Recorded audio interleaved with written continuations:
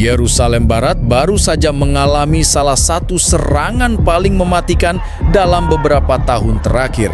Sebuah rudal balistik milik Mesir dengan nama Al-Sakar jatuh tepat di kawasan permukiman padat, menghancurkan lebih dari 2.800 rumah dalam hitungan detik. Ledakan itu membuat seluruh distrik bergetar, memunculkan kepanikan massal, dan meninggalkan jejak kehancuran yang sulit dipercaya. Saksi mata menyebut suara ledakan terdengar seperti gedung pencakar langit runtuh sekaligus. Asap hitam membubung ke udara, kaca-kaca bangunan pecah, dan jalan raya berubah menjadi puing. Pasukan darurat Israel langsung dikerahkan, namun banyak lokasi sulit dijangkau karena reruntuhan menutup akses utama. Kementerian Kesehatan Israel mengkonfirmasi korban tewas dan luka terus bertambah setiap jamnya. Ribuan warga kehilangan rumah, tidur di jalanan, dan sebagian besar masih dalam kondisi syok berat. Di lokasi ledakan, ambulans berdesakan, sirene meraung tanpa henti, dan tentara Israel terlihat kebingungan menghadapi skala kehancuran yang tidak pernah mereka bayangkan bisa terjadi di jantung Yerusalem Barat. Mesir mengklaim rudal ini adalah bentuk balasan atas serangan Israel di Rafah setelah militer Zionis mengebom jalur pengiriman bantuan kemanusiaan yang dibawa lewat aliran laut. Keputusan Israel menyerang konvoi bantuan tersebut ternyata berujung fatal. Mereka kini justru menghadapi konsekuensi dengan serangan balistik langsung ke wilayah pemukiman. Sistem pertahanan udara Israel, Iron Dome, terbukti tidak berdaya menghadapi rudal Al-Sakar. Radar sempat mendeteksi, tetapi intercept gagal total.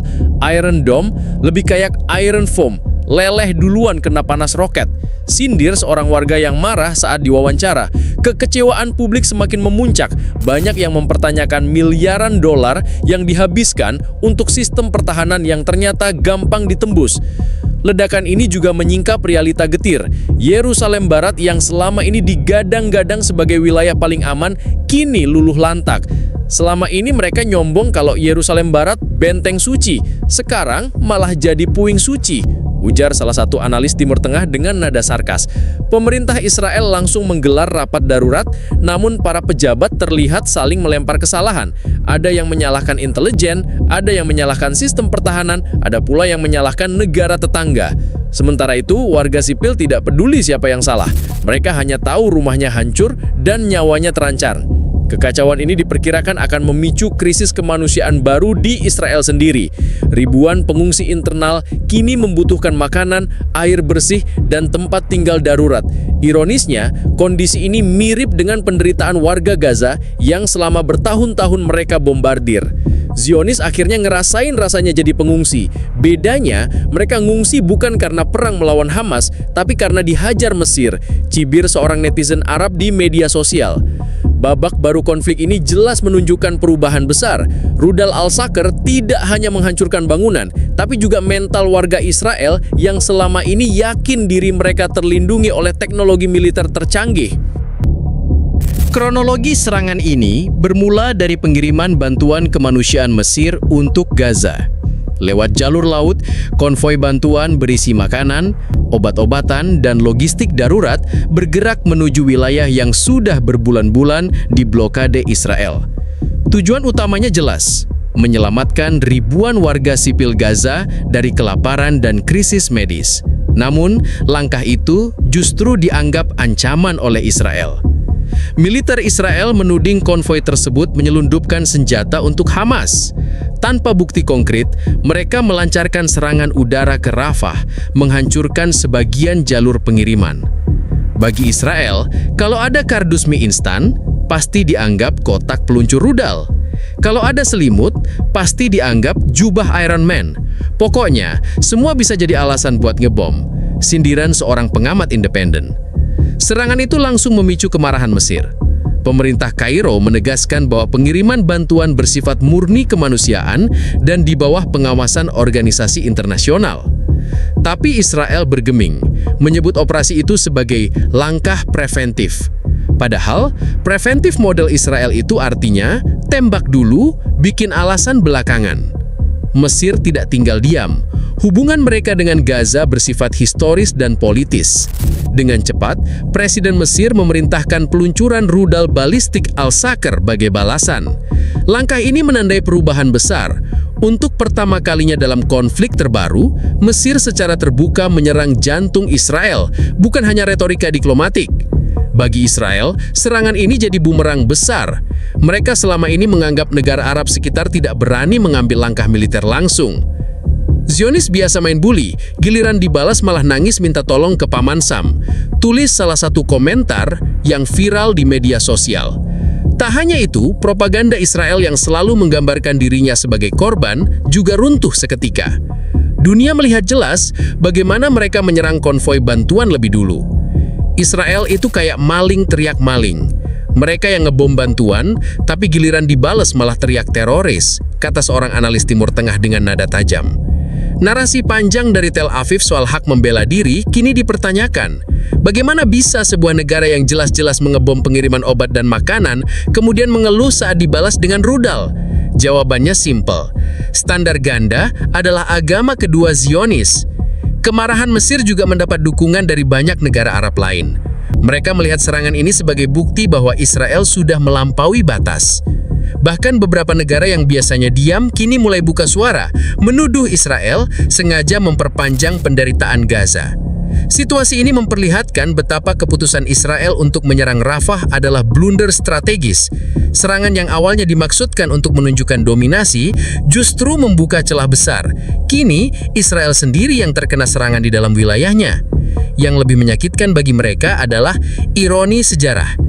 Gaza yang mereka bombardir tiap hari tetap bertahan, tapi Yerusalem Barat, simbol kekuatan mereka, justru hancur lebur karena satu rudal. Mungkin Zionis lupa, karena itu bukan teori konspirasi, itu hukum alam, ujar seorang komentator dengan nada sinis. Dampak serangan rudal Al-Saqr langsung terasa di seluruh Yerusalem Barat.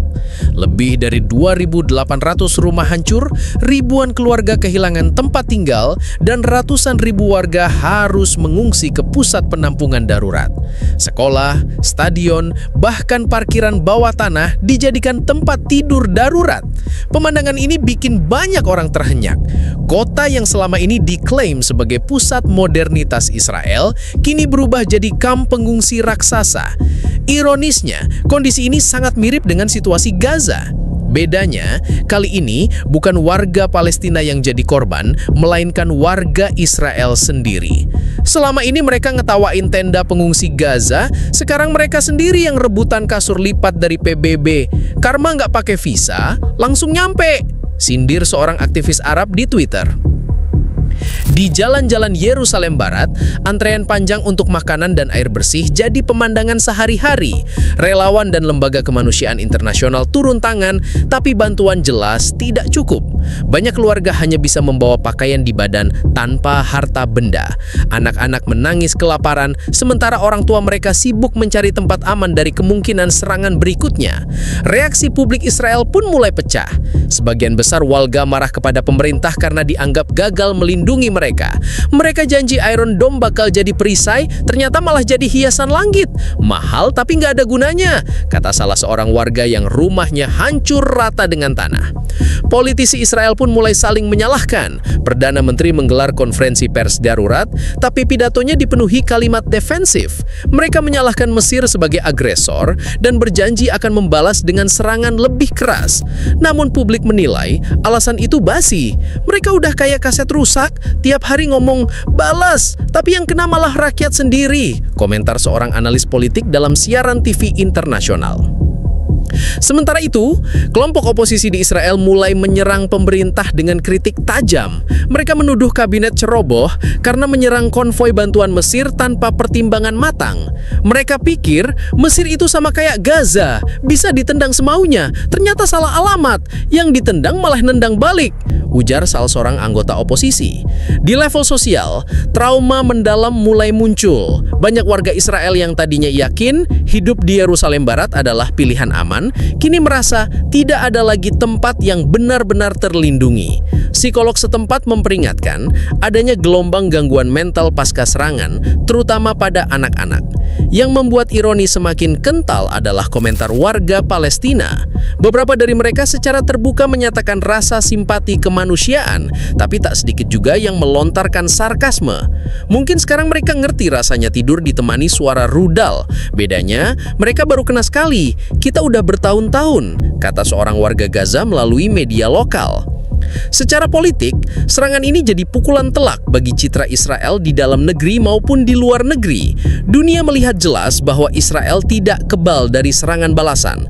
Warga sipil mereka kini merasakan penderitaan yang selama ini hanya dialami rakyat Palestina. Situasi ini menimbulkan pertanyaan besar. Apakah pemerintah Israel mampu menghadapi krisis internal yang baru lahir? Atau mereka justru akan makin nekat melakukan serangan ke negara tetangga dengan risiko memperluas perang di kawasan? Serangan rudal Mesir ke Yerusalem Barat langsung menggemparkan dunia internasional. Media global ramai menyoroti, sementara pemerintah dari berbagai negara mengeluarkan pernyataan resmi. Namun seperti biasa, respons dunia terbelah antara yang benar-benar mengecam Israel dan yang pura-pura netral sambil tetap membela Tel Aviv. Mesir dengan tegas menyatakan, serangan rudal Al-Aqsa adalah balasan yang sah. Menteri Pertahanan Mesir menegaskan, Israel sudah melanggar hukum internasional ketika menyerang konvoi bantuan kemanusiaan di Rafah. Kalau mereka berani ngebom mie instan dan obat-obatan, jangan heran kalau kami balas dengan besi panas, kata juru bicara militer Mesir dengan nada dingin. Negara-negara Arab lain langsung memberikan dukungan moral. Qatar, Suriah, hingga Aljazair menyebut Mesir punya hak untuk merespons. Bahkan beberapa negara yang biasanya diam mulai angkat suara, menyebut Israel sendiri yang memicu eskalasi. Media-media Arab menayangkan gambar kehancuran Yerusalem Barat dengan judul-judul sinis. Rasanya kayak nonton reality show, yang biasanya jadi tukang bully sekarang nangis duluan, tulis salah satu harian Lebanon. Di sisi lain, Washington bereaksi dengan wajah panik. Gedung Putih mengeluarkan pernyataan mengecam serangan Mesir dan menyebut Israel berhak membela diri. Tapi publik dunia udah hafal pola ini. Amerika itu kayak pacar toksik, udah tahu pasangannya salah, tetap dibela.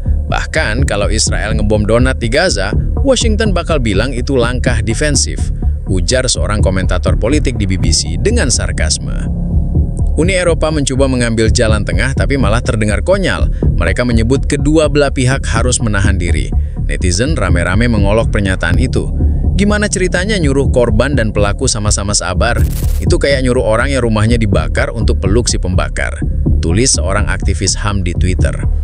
Sementara itu, PBB kembali membuktikan dirinya hanya macan kertas. Sekjen PBB mengeluarkan pernyataan keprihatinan mendalam tanpa ada tindakan nyata. PBB ini hobi koleksi kata keprihatinan. Kalau itu bisa dijual mungkin udah jadi ekspor terbesar mereka, sindir seorang diplomat senior Timur Tengah. Media internasional juga ikut ambil peran. Stasiun TV besar di Barat agak canggung. Mereka biasanya menyajikan narasi Israel korban, tapi kali ini gambar kehancuran terlalu nyata untuk ditutupi. Walaupun begitu, framing tetap terlihat. CNN nyebutnya ledakan misterius, padahal jelas-jelas rudal Mesir. Misterius dari Hong Kong. Di platform media sosial, topik #West Jerusalem trending mendominasi. Ratusan ribu netizen membandingkan kehancuran Yerusalem Barat dengan Gaza. Meme-meme satir beredar luas, memperlihatkan Zionis kini merasakan taste of their own medicine. Salah satunya bergambar tentara Israel berdiri di depan tenda PBB dengan caption, "Welcome to UNRWA Club, membership free for new refugees." Gelombang opini global ini membuat Israel semakin terpojok. Sekutu tradisional mereka memang masih membela, tapi suara publik internasional semakin sulit dikendalikan. Dunia kini melihat bahwa Israel tidak lagi kebal dan Mesir berhasil mengguncangkan mitos tak terkalahkan Zionis.